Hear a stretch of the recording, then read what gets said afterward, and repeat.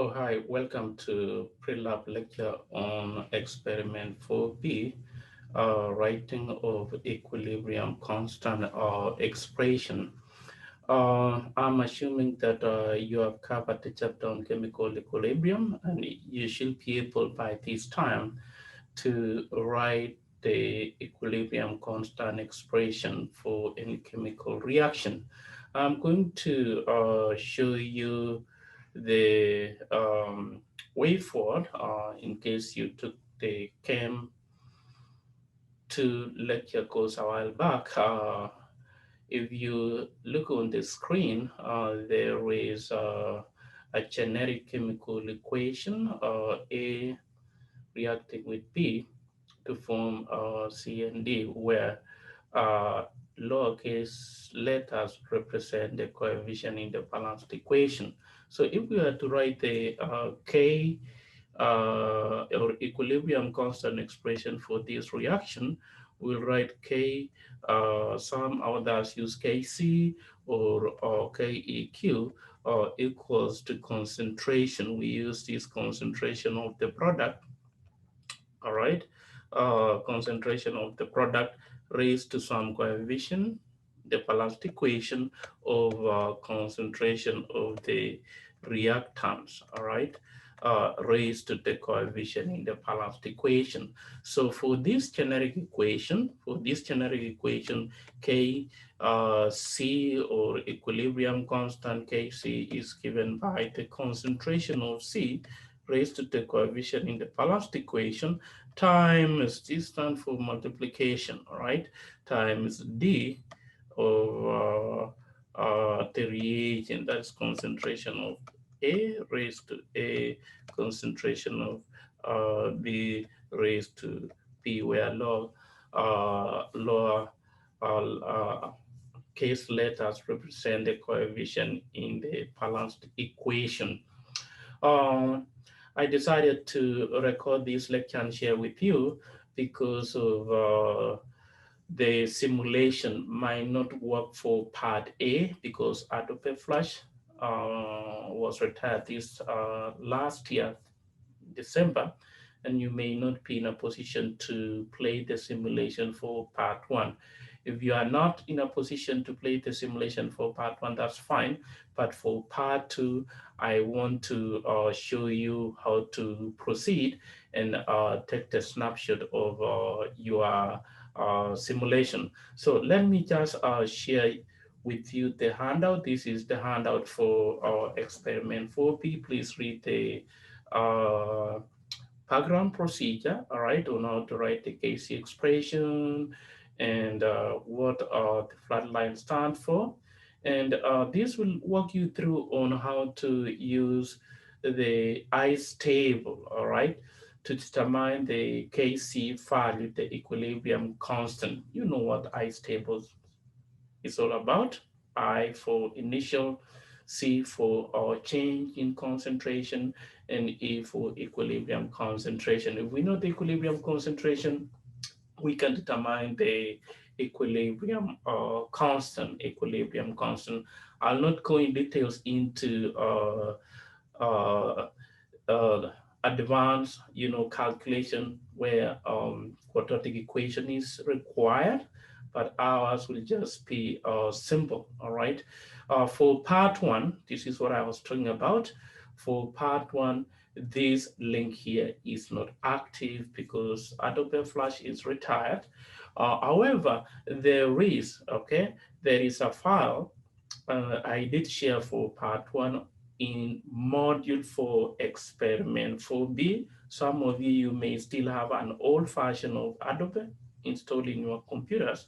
And the file I do have online for part one may play out well, but some of us, we may have new computers and you may not have old Adobe Flash installed in your computer. So don't worry about part one if are not in a position to load the simulation for part one.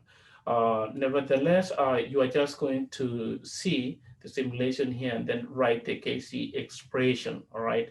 And what that was is you could see a chemical reaction at dynamic equilibrium such as this. And then the question is, how will you write the Kc expression for this reaction? Okay, so if that is the case, for nitrogen, dinitrogen tetroxide decomposing to produce 2 moles of nitrogen dioxide, concentration of nitrogen dioxide raised to 2 because of the coefficient of 2 over concentration of dinitrogen tetroxide, and that is the Kc expression. That is what was going on or that's what's going on in part 1.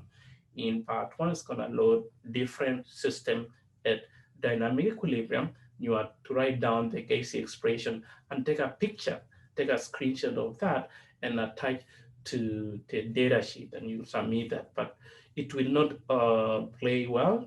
So ignore part 1. Now for part 2, even this link here is not active as well, but I do have another link which is active, which you can use to write the Kc expression and determine the equilibrium constant from the ice table. That means if we know the concentration of C, concentration of D, concentration of A and B, and their coefficient in the balanced equation, we can write the we can write the or we can determine the equilibrium constant. That's all about question or part 2. All right. For part 2, you are to write the equilibrium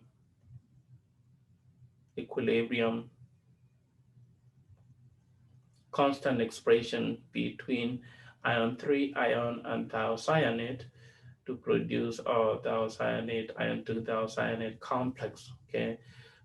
These are this is where the simulation is. It's not active, but there is another link where if we know the initial concentration of ion 3, initial concentration of thiocyanate, and equilibrium concentration of all these, that the reaction, all right, and then we can determine the Kc. Let me just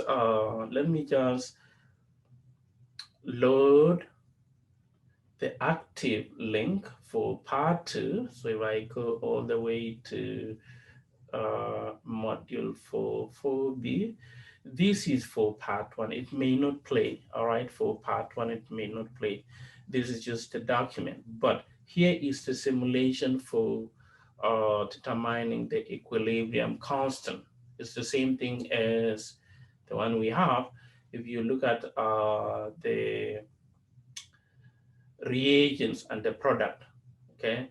Reagent and the product. Let me see if I have the data sheet. I should have the data sheet somewhere. Let's see. Yeah, here is the data sheet.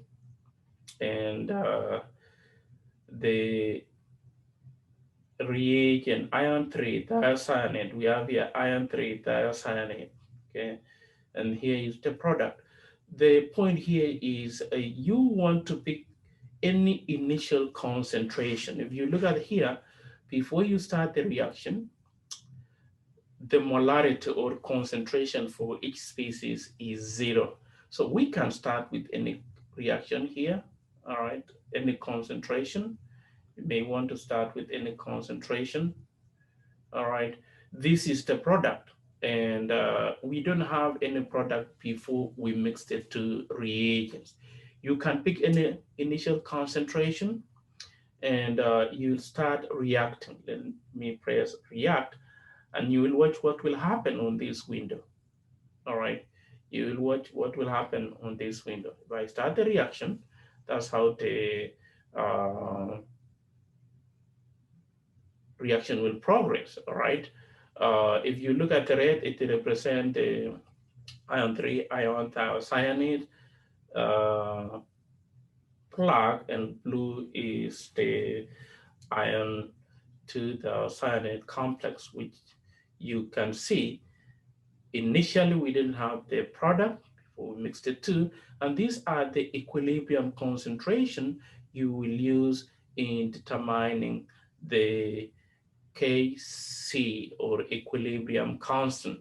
So if I was to answer the question, I will write my initial concentration on the data sheet. If I was to do that, let's see if we do for the first one. This is reaction number one.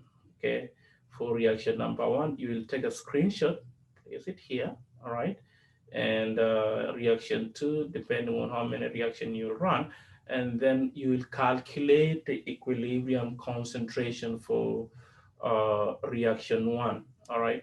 If this is the initial concentration, you're gonna put it initial concentration, initial concentration, and you'll have change in concentration. You'll have to find the change in concentration and final concentration. So you can do the difference, get the equilibrium. So I'm just gonna put the equilibrium concentration for each species, and the final, all right, the final concentration here is equilibrium. Final concentration is the same as the equilibrium. I can insert these values here for ion. This is for thiocyanate, and this is for equilibrium. And that's what you'll use to determine the Kc expression. You will calculate the equilibrium constant. So this is reaction one, okay? Don't worry about where the arrow is. I think when I was saving, the equilibrium arrow move around. So if you have to calculate, you just plug it in the equation. You do the same thing for what? Run two, run three, all the way to the number of runs you will fill in for the table. Now, I do have a follow-up questions here. You need to answer these follow-up questions as well. It is part of the experiment. I think that's all what I wanted to bring to your attention as far as experiment 4B is concerned. That don't worry about the links. I know some of you may try to play those embedded links on the handout. It will not play. Please go to the modules and go to the simulation. You'll be firing, all right, reset. You'll be firing the concentration of each. Maybe this is my run two. And then react, see what will happen. And then you take the snapshot of the simulation, attach to each run, if it is run one, if it is run two. You will submit the data sheet on its respective folder on Canvas. Other than that, if you have any question, please send me an email and I'll work with you. Thank you.